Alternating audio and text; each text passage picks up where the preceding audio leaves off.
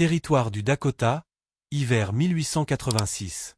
Les archives territoriales font état de températures plongeant à -60 degrés.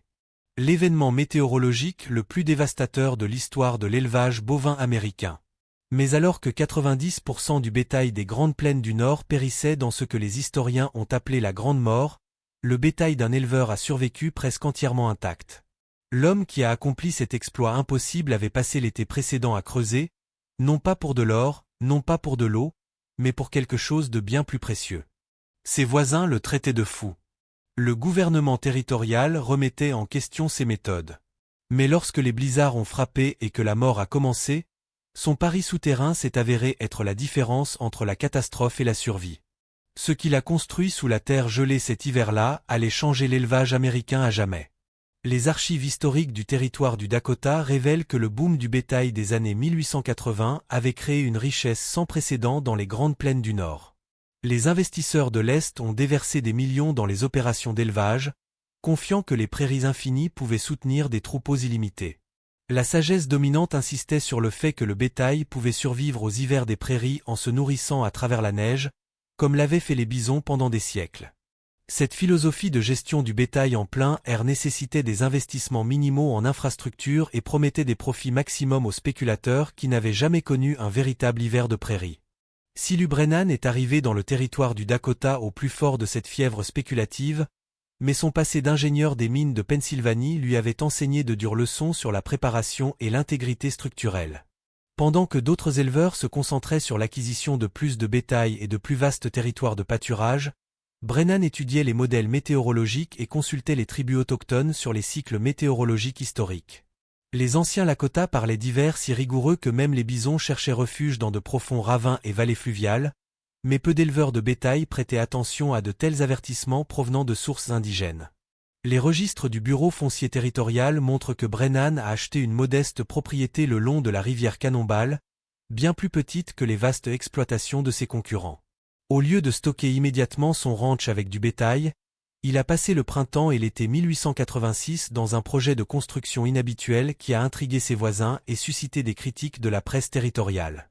Les reportages de journaux de cette époque décrivent ces travaux de fouilles comme une obsession qui frôlait la folie, s'interrogeant pourquoi un éleveur rationnel perdrait du temps et de l'argent à creuser des trous au lieu d'acheter du bétail. Mais le bagage d'ingénieur de Brennan avait révélé un défaut fondamental dans le système de plein air qui allait bientôt se révéler catastrophique pour toute l'économie du territoire. Les rapports des arpenteurs territoriaux de l'été 1886 documentent les activités de construction inhabituelles de Brennan avec une préoccupation croissante des autorités locales. Contrairement aux infrastructures d'élevage traditionnelles qui se concentraient sur les bâtiments de surface et les lignes de clôture, le projet d'excavation de Brennan impliquait des fouilles systématiques de ce qui semblait être un vaste réseau souterrain. L'ingénieur territorial qui a inspecté le site l'a décrit comme un seul et énorme projet d'excavation ressemblant à des opérations minières plutôt qu'à des installations pour le bétail, notant les calculs d'ingénierie précis et les renforcements structurels pour ce qui semblait être un immense complexe souterrain. Les reportages de journaux contemporains révèlent le scepticisme croissant des éleveurs établis du territoire.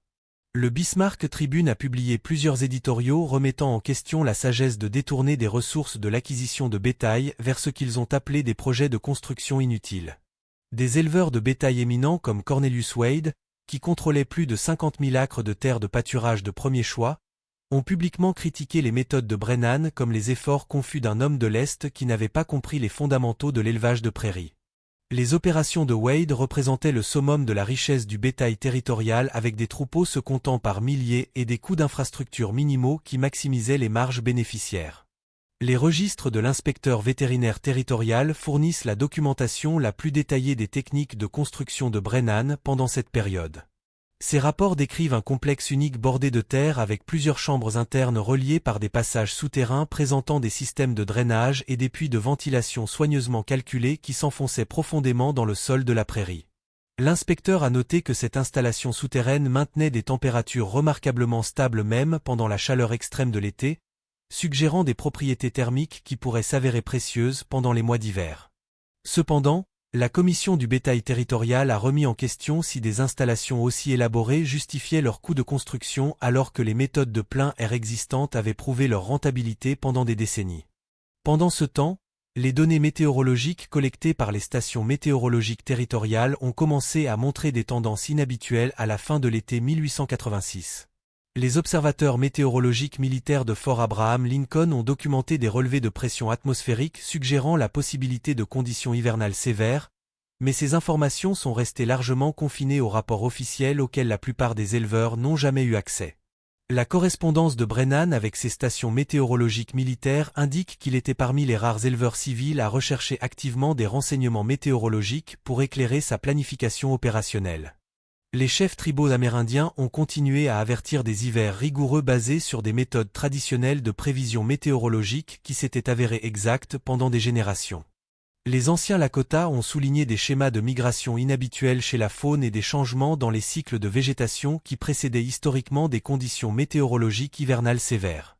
Cependant, la communauté de l'élevage territorial a généralement rejeté ces avertissements comme de la superstition primitive, préférant s'appuyer sur la décennie précédente d'hivers relativement doux comme indicateur des conditions futures.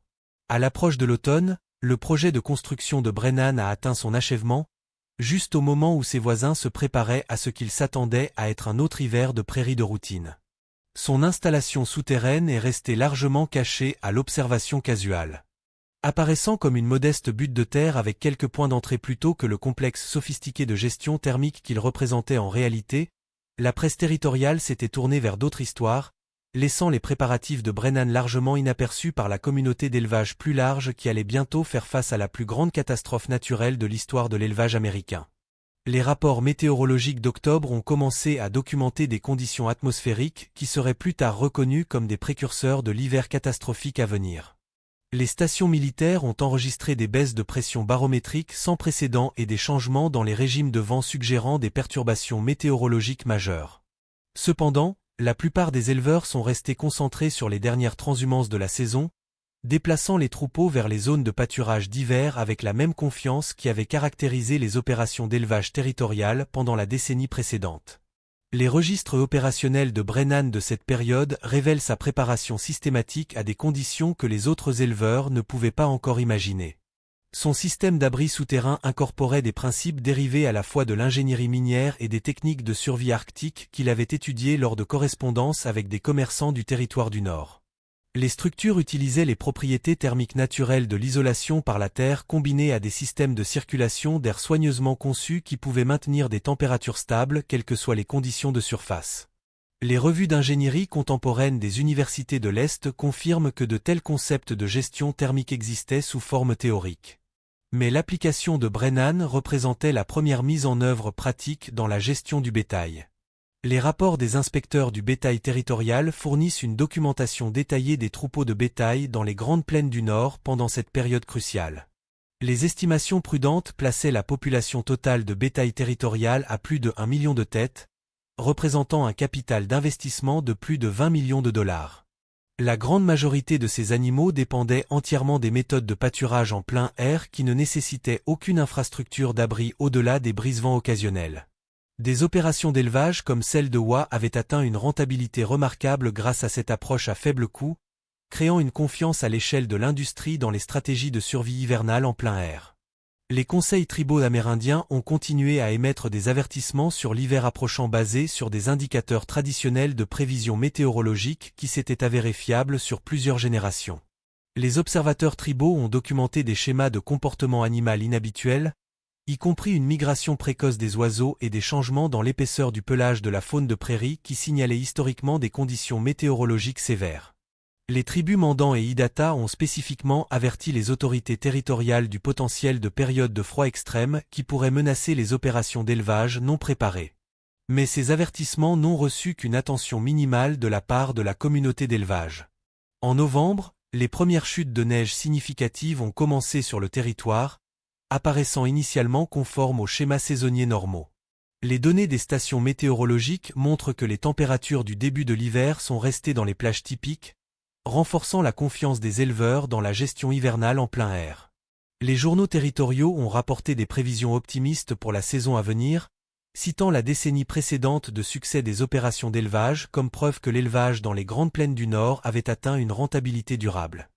Cependant, Les relevés de pression atmosphérique ont continué à montrer des schémas inhabituels suggérant que des conditions beaucoup plus sévères se développaient au-delà de la région immédiate. La correspondance de Brennan indique qu'il surveillait ces indicateurs météorologiques tout en menant simultanément les préparatifs finaux de ses systèmes d'abris souterrains.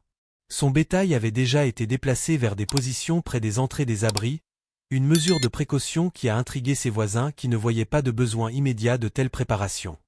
La communauté d'élevage territoriale est restée largement inconsciente qu'elle était sur le point de faire face à la catastrophe naturelle la plus dévastatrice de l'histoire de l'élevage américain. Une catastrophe qui prouverait l'inadéquation fatale de la gestion hivernale en plein air et validerait les techniques d'abri souterrain qui avaient été rejetées comme une extravagance inutile. Le 15 décembre a marqué le début de ce qui serait connu sous le nom de la Grande Mort. Le froid est descendu comme une chose vivante, brutale et impitoyable. Les stations météorologiques militaires ont enregistré 40 degrés en dessous de zéro, mais les chiffres ne pouvaient pas capturer la réalité d'un air si glacial qu'il brûlait la peau exposée en quelques secondes. Le vent portait un son comme du verre brisé alors qu'il balayait la prairie infinie, entraînant la neige horizontalement jusqu'à ce que la visibilité disparaisse complètement. Les premiers bovins ont commencé à mourir en quelques heures dans la vaste exploitation de Cornelius Wade. Les cow-boys ont trouvé des bœufs figés debout, leurs yeux vitreux de glace, leur souffle cristallisé autour de leurs narines. Les animaux qui avaient prospéré sur les prairies ouvertes pendant des décennies ont soudainement été confrontés à des conditions qui ont transformé leur environnement naturel en un piège mortel. La neige a enseveli l'herbe de prairie sous des couches de glace si épaisses que même les taureaux les plus forts ne pouvaient pas percer pour atteindre la nourriture. Les lignes télégraphiques bourdonnaient de messages désespérés entre les exploitations d'élevage à mesure que l'ampleur de la catastrophe devenait claire. Wade a envoyé des communications urgentes décrivant des pertes catastrophiques qui s'accumulaient d'heure en heure. Ces 50 000 acres de terre de pâturage de premier choix étaient devenus un désert gelé où les bovins erraient en cercle, leurs instincts inutiles contre des conditions auxquelles ils n'avaient jamais évolué pour survivre. La capitale territoriale a reçu des rapports de dévastation similaires d'exploitation à travers les grandes plaines du Nord. Des convois de ravitaillement ont tenté d'atteindre des ranchs isolés, mais ont trouvé des routes bloquées par des congères qui s'élevaient au-dessus de la hauteur des chevaux. Les quelques cow-boys qui ont réussi à s'aventurer dehors ont décrit un paysage transformé en quelque chose d'étranger et d'hostile. La prairie vallonnée familière avait disparu sous une étendue blanche, brisée seulement par les formes sombres de bovins morts dispersés comme du bois tombé sur le sol gelé. Pendant ce temps, à 15 miles au sud le long de la rivière Cannonball, Silu Brennan déplaçait son bétail par les passages d'entrée de son système d'abri souterrain. Les animaux descendaient des rampes de terre dans des chambres où la température se maintenait à 20 degrés au-dessus de zéro. Son ingénierie soignée avait créé un environnement qui semblait tropical comparé au froid mortel en surface. Les bovins s'installaient sur des lits d'herbes séchées, leur souffle visible mais ne gelant pas, leur corps générant une chaleur que les murs en terre emprisonnaient et retenaient. Alors que la nuit tombait sur le territoire du Dakota, la température continuait sa descente implacable vers 50 degrés en dessous de zéro. À travers la prairie gelée, des milliers de bovins se blottissaient contre les brise-vents qu'ils pouvaient trouver, leur survie se mesurant en heures plutôt qu'en jours. Mais sous la terre près de la rivière Cannonball, le troupeau de Brennan se reposait dans des chambres que ses voisins avaient qualifiées de projets de fous. Le bruit du vent en surface devenait étouffé et lointain, remplacé par la respiration tranquille des animaux qui vivraient pour voir le printemps, tandis que 90% du bétail territorial gelait à mort dans la pire catastrophe naturelle de l'histoire de l'élevage américain. Janvier a apporté des températures qui défiaient la compréhension humaine. 58 degrés en dessous de zéro ont transformé le territoire du Dakota en un paysage plus hostile que l'Arctique. Le froid n'était pas seulement du temps, mais une force de la nature qui tuait avec une précision mécanique. Les cow-boys qui s'aventuraient dehors pendant quelques minutes revenaient avec des doigts gelés qui ne guériraient jamais complètement. L'air lui-même devenait un ennemi qui pouvait arrêter un cœur ou geler les poumons solides d'une seule profonde inspiration. Brennan descendait dans son complexe souterrain chaque matin pour vérifier son troupeau. Le contraste le frappait comme entrer dans un tout autre monde. En surface, la mort régnait avec une autorité absolue. Sous terre, ces bovins occupaient de spacieuses chambres au sein de l'immense installation unique, mâchant du foin, leur pelage sec et leurs yeux brillants. La différence de température entre la surface et l'abri dépassait 60 degrés. La différence entre la survie et la mort certaine mesurée en pieds verticaux de terre soigneusement excavés. Le système d'alimentation qu'il avait conçu lui permettait de fournir du foin frais et de l'eau sans exposer ni lui-même ni les animaux aux conditions de surface. Les puits de ventilation aspiraient l'air frais à travers des passages terrestres qui réchauffaient le flux entrant à des températures viables. Son ingénierie avait créé une poche de vie enfouie sous un désert gelé où rien ne pouvait survivre à l'exposition pendant plus de quelques minutes. Les opérateurs télégraphiques travaillaient toute la nuit, leurs doigts engourdis malgré les bâtiments chauffés, relayant des rapports de pertes catastrophiques d'exploitation à travers le territoire. L'empire de Wade s'effondrait alors que les décomptes quotidiens révélaient des décès de bétail par milliers. Ces cow-boys avaient cessé d'essayer de faire des décomptes précis, estimant plutôt les pertes en comptant les formes sombres visibles à travers les pâturages enneigés. Des troupeaux entiers avaient simplement disparu sous des congères où ils avaient cherché refuge, qui s'était avéré être leur tombe. Les efforts de ravitaillement militaire étaient paralysés par des vents soutenus créant des conditions de visibilité nulles qui rendaient les déplacements impossibles, même pour des aviateurs expérimentés. Les chariots de ravitaillement envoyés pour livrer des aliments d'urgence n'atteignaient jamais leur destination, leurs conducteurs étant forcés de faire demi-tour ou de risquer de rejoindre les victimes humaines croissantes. Le bureau du gouverneur territorial a documenté la crise dans des rapports qui révéleraient plus tard l'échec complet de la gestion du bétail en plein air face aux véritables conditions hivernales de prairie. À l'intérieur du complexe souterrain, Brennan surveillait son bétail avec l'attention méthodique d'un homme dont le passé d'ingénieur lui avait appris à faire confiance au système plutôt qu'à l'espoir. Ces animaux occupaient différentes chambres au sein de l'unique installation souterraine, s'étant rapidement adaptés à leur environnement souterrain. La masse thermique de la terre environnante absorbait et redistribuait leur chaleur corporelle, créant un microclimat stable qui ne nécessitait aucune source d'énergie externe pour maintenir des températures de maintien de la vie. En surface, le vent hurlait sur une prairie transformée en cimetière. Des bovins morts gisaient dispersés comme des îles sombres dans un océan de blanc. Leurs carcasses gelées marquaient l'échec d'un système d'élevage qui avait prospéré pendant les années douces, mais s'était complètement effondré lorsque la nature avait révélé sa véritable puissance. Sous terre, protégés par la vision d'un homme que ses voisins avaient appelé fou, 300 têtes de bétail ont survécu dans la chaleur et le confort, tandis que la plus grande histoire de l'élevage américain continuait son œuvre dévastatrice à travers le territoire gelé. Mars a apporté la première accalmie météorologique suffisante pour permettre des déplacements sur le territoire gelé. Lorsque les vents se sont finalement calmés et que la visibilité est revenue, l'ampleur complète de la catastrophe s'est révélée à travers la prairie du Dakota. Ce qui était autrefois un pays d'élevage florissant ressemblait maintenant à un champ de bataille où la nature avait remporté la victoire par une brutalité pure. Des carcasses gelées parsemaient le paysage comme des monuments à l'échec de la gestion du bétail en plein air. Leur forme sombre créait un motif de mort visible sur des kilomètres à travers l'étendue blanche. Cornelius Wade a monté son cheval pour la première inspection de ces vastes possessions depuis le début du siège hivernal. Le spectacle qu'il a accueilli défiait la compréhension. Son empire de 50 000 acres était devenu un cimetière où des milliers de bovins gisaient dispersés à travers des pâturages qui étaient autrefois la richesse. Les animaux étaient morts en groupe là où ils avaient cherché un abri qui n'est jamais venu. Leur position finale racontait l'histoire d'une recherche désespérée de protection contre un froid qui tuait tout ce qu'il touchait. La nouvelle s'est rapidement répandue dans la communauté d'élevage survivante que les pertes de Wade dépassaient 80% de son cheptel total.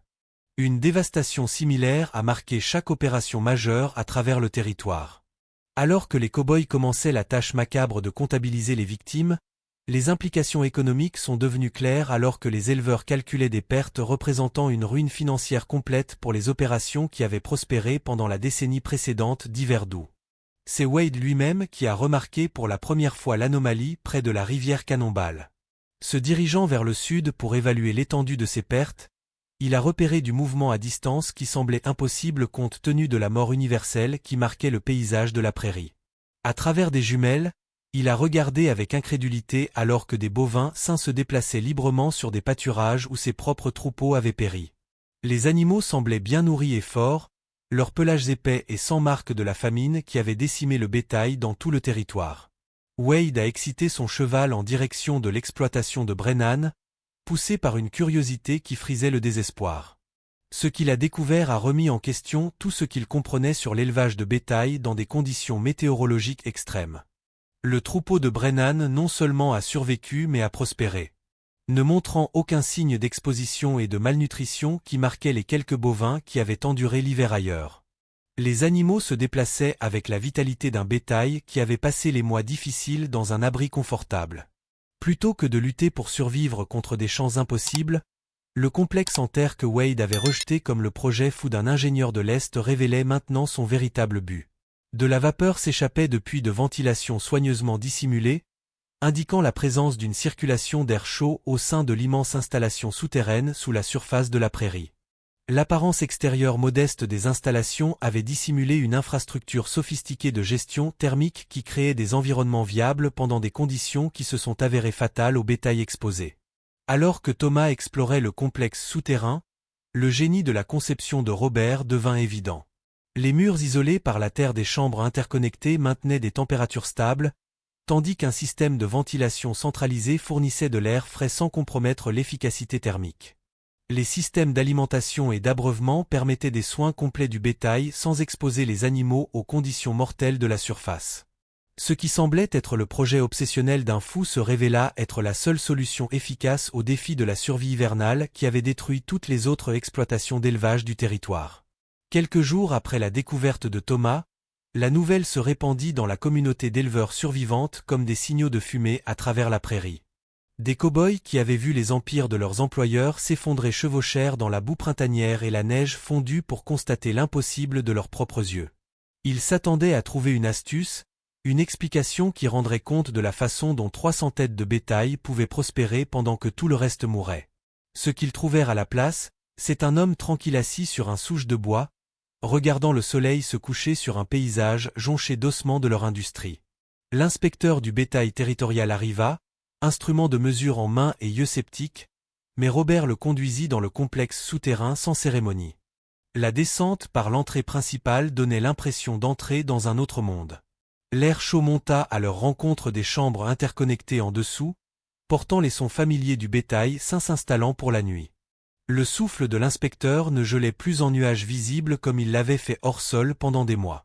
Ses mains, restées engourdies malgré des gants épais, commencèrent à se réchauffer dans l'environnement contrôlé qui avait préservé la vie alors que la mort régnait à la surface. Robert se déplaçait dans sa création souterraine avec la fierté tranquille d'un homme dont la vision avait été justifiée à un coût terrible. Il montra à l'inspecteur comment les murs de terre de l'immense complexe absorbaient et retenaient la chaleur générée par le bétail lui-même, créant une masse thermique ne nécessitant aucune source de combustible externe. Le système de ventilation centralisé acheminait le flux d'air entrant réchauffé à des températures vivables dans toutes les chambres interconnectées. Chaque détail reflétait les principes d'ingénierie appris dans les mines de Pennsylvanie, adaptés pour résoudre des problèmes que les éleveurs traditionnels n'auraient jamais imaginé rencontrer. L'inspection révéla ce que les survivants soupçonnaient déjà, mais craignaient d'admettre. Leur compréhension entière de l'élevage de prairies était fondamentalement erronée. Les méthodes de libre parcours qui avaient généré d'énormes richesses durant les années douces s'avérèrent catastrophiquement inadéquates lorsque la nature révéla sa véritable puissance. Le succès de Robert démontra que la survie nécessitait des solutions d'ingénierie plutôt que de parier sur des conditions météorologiques favorables qui pourraient ne pas se présenter. La nouvelle du système d'abri souterrain parvint à la capitale territoriale par les lignes télégraphiques qui bourdonnaient de rapports sur cette histoire de survie miraculeuse. Les fonctionnaires du gouvernement qui avaient rejeté le projet de construction de Robert comme des dépenses inutiles reconnaissaient maintenant les implications révolutionnaires de son approche de gestion thermique.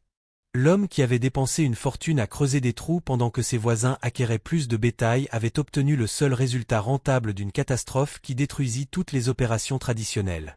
Alors que le printemps avançait et que l'étendue complète des pertes territoriales devenait claire, les éleveurs désespérés commencèrent à faire des pèlerinages sur le site de la rivière Cannonball.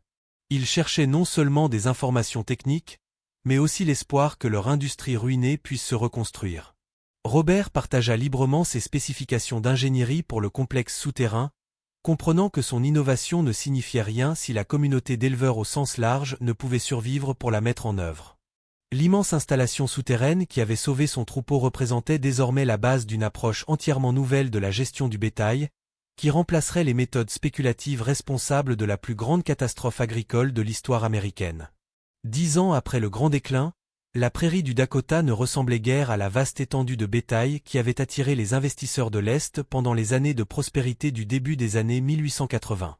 Des complexes bovins souterrains, calqués sur la conception de Robert, parsemaient le paysage comme des tertres funéraires marquant la mort d'une ancienne façon de vivre et la naissance de l'élevage scientifique. Là où autrefois des milliers de têtes de bétail avaient erré librement sur des pâturages sans fin, des troupeaux plus petits broutaient désormais près d'installations d'abris permanents qui pouvaient les protéger lorsque la nature devenait hostile. Robert se tenait à l'entrée principale de son complexe souterrain d'origine, maintenant agrandi et amélioré grâce à une décennie de perfectionnement. Ses cheveux étaient devenus gris au fil des années depuis cet hiver terrible. Mais ses yeux restaient vifs alors qu'il regardait de jeunes éleveurs de tout le territoire examiner les systèmes de gestion thermique à l'intérieur de l'immense installation souterraine qui avait révolutionné leur industrie. L'homme qui avait été traité de fou pour avoir creusé des trous dans la terre se retrouvait maintenant à accueillir des visiteurs qui voyageaient des centaines de kilomètres pour apprendre de ses innovations en matière d'ingénierie. La transformation s'étendit bien au-delà des exploitations individuelles pour remodeler toute l'économie territoriale. Les banques qui avaient autrefois financé des achats de bétail spéculatifs exigeaient désormais des infrastructures d'abri avant d'approuver des prêts pour le bétail. L'Université du Nebraska créa un programme d'ingénierie agricole basé en grande partie sur les principes développés par Robert par nécessité et désespoir. Les départements agricoles fédéraux intégrèrent des directives pour les abris enterrés dans leurs recommandations officielles pour la gestion du bétail dans les climats nordiques. Par les soirées calmes où le vent de la prairie portait l'odeur de l'herbe printanière, Robert réfléchissait souvent à l'hiver qui avait tout changé. Il gardait un simple marqueur en bois près de l'entrée de l'abri, non pas pour son propre bétail qui avait survécu, mais pour les centaines de milliers qui étaient morts, parce que leurs propriétaires croyaient que les pâturages fourniraient toujours. Le marqueur ne portait aucune inscription, mais il se dressait comme un rappel silencieux que la préparation et l'humilité pouvaient surmonter des désastres qui détruisaient les imprévus et les trop confiants. Les éleveurs qui visitaient son exploitation lui demandaient souvent quelle était sa motivation pour le projet de construction souterraine qui semblait si peu pratique avant que la catastrophe ne prouve sa valeur. La réponse de Robert est restée la même au fil des ans, prononcée d'une voix calme d'homme qui avait été témoin à la fois du triomphe et de la tragédie.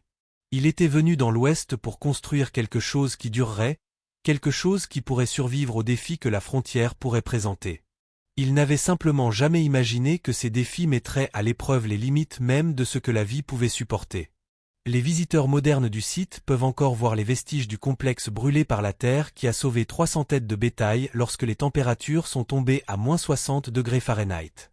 Les chambres souterraines qui fournissaient autrefois un refuge contre le froid mortel servent maintenant de monument historique à l'ingéniosité humaine et au pouvoir de la vision d'ingénierie à surmonter les catastrophes naturelles.